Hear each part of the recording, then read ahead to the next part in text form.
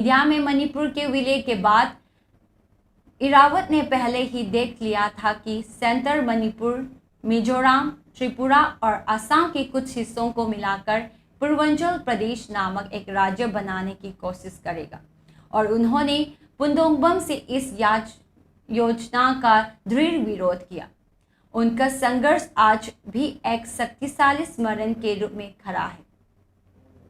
वर्तमान पीढ़ी के लिए इरावत का संघर्ष अत्यंत प्रासंगिक बना हुआ है क्योंकि एकता के बिना कोई भी स्थायी शांति, प्रगति या भविष्य संभव नहीं है। उनकी विचारधारा आने वाली पीढ़ियों के लिए हमेशा महत्वपूर्ण बनी रहेगी। कार्यक्रम के एक हिस्से के रूप में खुराई में विधवाओं, बुजुर्गों और बच्चों को कंबल और उपहार वितरित किए गए ताकि उन्हें सहायता और प्रोत्साहन मिल सके।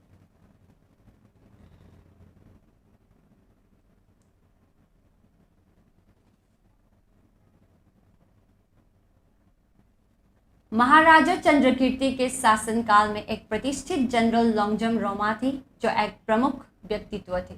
उनकी स्मृति में general Longjam Roma memorial trust ने उनके निवास स्थान कैसामथोंग लोंगजम लेरक पर एक स्मृति कार्यक्रम का आयोजन किया।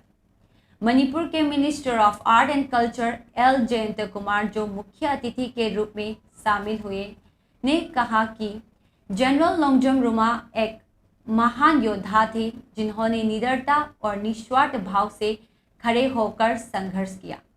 उन्हें बहुत से लोग पावना ब्रजवासी के गुरु के रूप में मानते थे और उनकी कुर्बानियों को हमेशा याद किया जाएगा। उन्होंने आगे कहा कि थंगाल जनरल और जनरल सोगाई जम्बम बलराम के बाद जनरल लोंगजम रोमा भी एक ऐसे प्रमुख व्यक्ति थे जिन्होंने मातृभूमि के लिए अत्यंत समर्पण के साथ अपना जीवन न्यौछावर कर दिया। उन्होंने अपनी बुद्धिमत्ता और नेतृत्व क्षमता से भूमि के कल्याण में महत्वपूर्ण योगदान दिया। ऐसे महान पूर्वजों के अथक प्रयास और बलिदान आज के मणिपुर की नींव है, उन्होंने जोड़ा। ट्रस्ट ने यह भी संकल्प लिया कि ऐसे नेताओं के वीरतापूर्ण कार्यों को आगे बढ़ाया जाएगा ताकि वे आने वाली पीढ़ियों को प्रेरित करते रहें। इस स्मृति समारोह में जो जनरल लोंगजम रोमा की श्रद्धापूर्ण स्मृति में आयोजित किया गया थी, vice chancellor of the Manipur university of culture professor Pavanam Gunindro भी सम्मानित अतिथि के रूप में शामिल हुए। स्टेट वाइज कंगी जिलोजना नेशनल लेवल कंगी इंटरनेशनल लेवल ना पाव योरी my contribution to the society.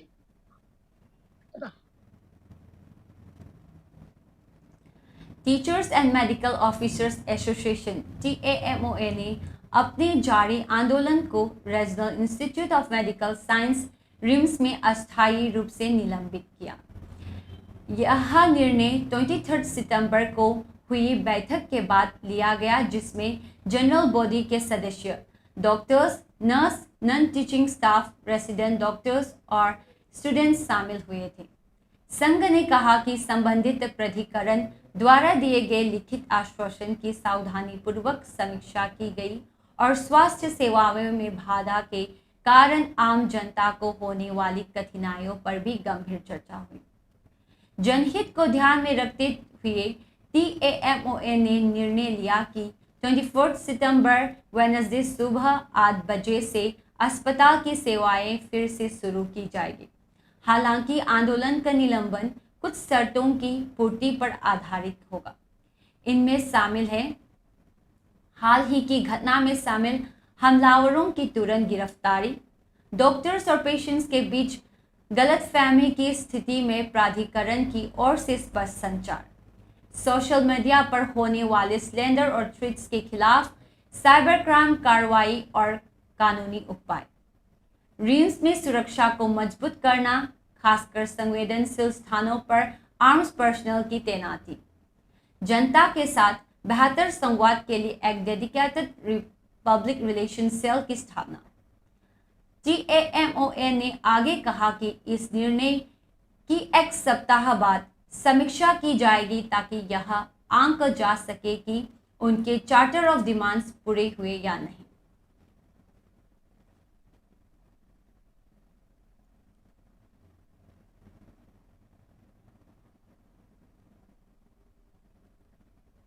देश को वैश्विक स्तर पर प्रतिस्पर्धा करने के लिए साहसिक सुधारों की आवश्यकता है।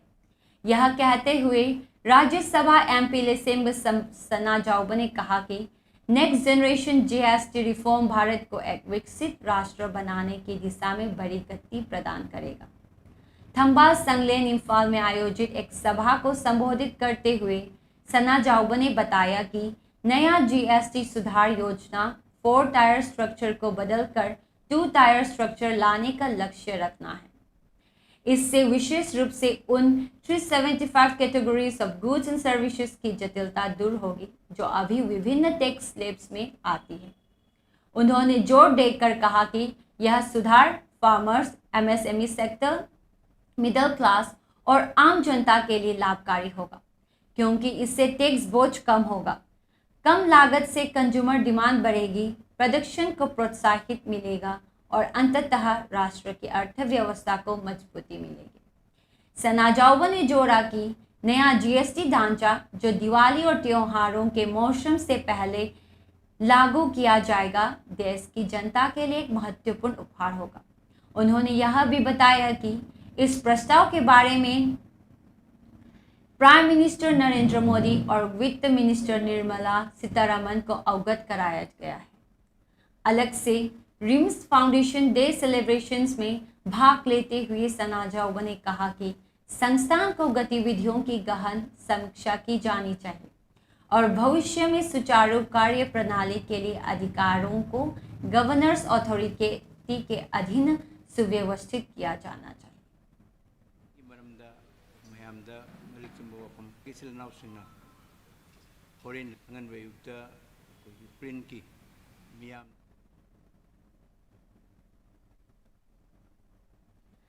Babina health care and hospitality industries private limited के चेयरमैन और मैनेजिंग डायरेक्टर डॉक्टर थांगजम धवली को governors best entrepreneurship rolling trophy award से सम्मानित किया गया। यह पुरस्कार समारोह all India entrepreneurs association AMEA और directorate of textile commerce and industry के संयुक्त आयोजन में होटल इम्फाल नॉर्थ AOC के संगाई वेंकट हॉल में आयोजित किया गया। इस अवसर पर गवर्नर अजय कुमार भल्ला ने governors best entrepreneur rolling trophy award और AMES आउटस्टैंडिंग अवार्ड्स प्रदान किए गए। अपने संबोधन में गवर्नर भल्ला ने मणिपुर के विकास में उद्योग और उद्यमिता की महत्वपूर्ण भूमिका पर जोर दिया और कहा कि राज्य को अपने आर्थिक विकास को दृढ़ संकल्प और मेहनत से मजबूत करना होगा। उन्होंने यह भी कहा कि भले ही मणिपुर के पिछले कुछ वर्षों में कई चुनौतियों का सामना किया है, लेकिन लोगों की प्रतिबद्धता और मेहनत ने प्रगति के जारी रखा है। उन्होंने यह भी रेखांकित किया कि उद्यमिता लोगों को आर्थिक समृद्धि और अवसर प्रदान करती है। गवर्नर ने आगे कहा कि हाल के वर्षों में सेंटर और स्टेट गवर्नमेंट दोनों के सहयोग से मणिपुर में उद्यमिता को बढ़ावा मिला है। मिनिस्टर ऑफ MSME के सहयोग से राज्य में क्लस्टर प्रोग्राम्स लागू किए गए हैं, जिससे रोजगार के महत्वपूर्ण अवसर उत्पन्न हुए हैं। समान अवसर पर पद्मश्री अवार्डी मोइरांगथेम मुक्तमनी को प्रॉमिसिंग अवार्ड से सम्मानित किया गया, जबकि कई उद्यमियों, एक्सपोर्टर्स, स्टार्टअप्स, इनोवेटर्स और एजेंसियों को उनके अद्वितीय योगदान के लिए विभिन्न श्रेणियों में AMES आउटस्टैंडिंग अवार्ड्स प्रदान किए गए।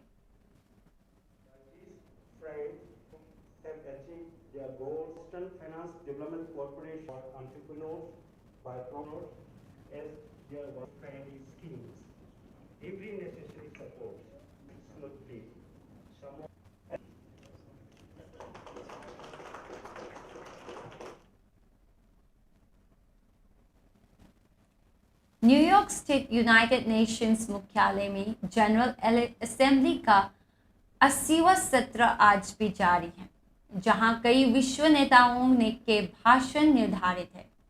UN secretary general Antonio Guterres और president of the general assembly Annalena Baerbock ने आज के कार्यवाही की शुरुआत की। आज भाषण देने वाले प्रमुख नेताओं में ब्राजील, यूनाइटेड स्टेट्स, इंडोनेशिया, तुर्की, Peru, Lithuania, Portugal, Uruguay, Slovenia, Kazakhstan, South Africa और उज्बेकिस्तान के राष्ट्रपति शामिल हैं। इसके अलावा king of Jordan, president of South Korea, emir of Qatar और प्रेसिडेंट ऑफ सूरीनेम की भी शामिल को असेंबली को संबोधित करेंगे। महत्वपूर्ण रूप से यूएस प्रेसिडेंट डोनाल्ड ट्रंप आज अपना भाषण देंगे, जिस पर बदलते भू राजनीतिक और आर्थिक हालात के बीच वैश्विक ध्यान केंद्रित है। Foreign affairs, we are renewing this founding principle of sovereignty. Our government's first duty is to its people, to our citizens, to serve their needs, to ensure their safety, to preserve their rights, and to defend their values.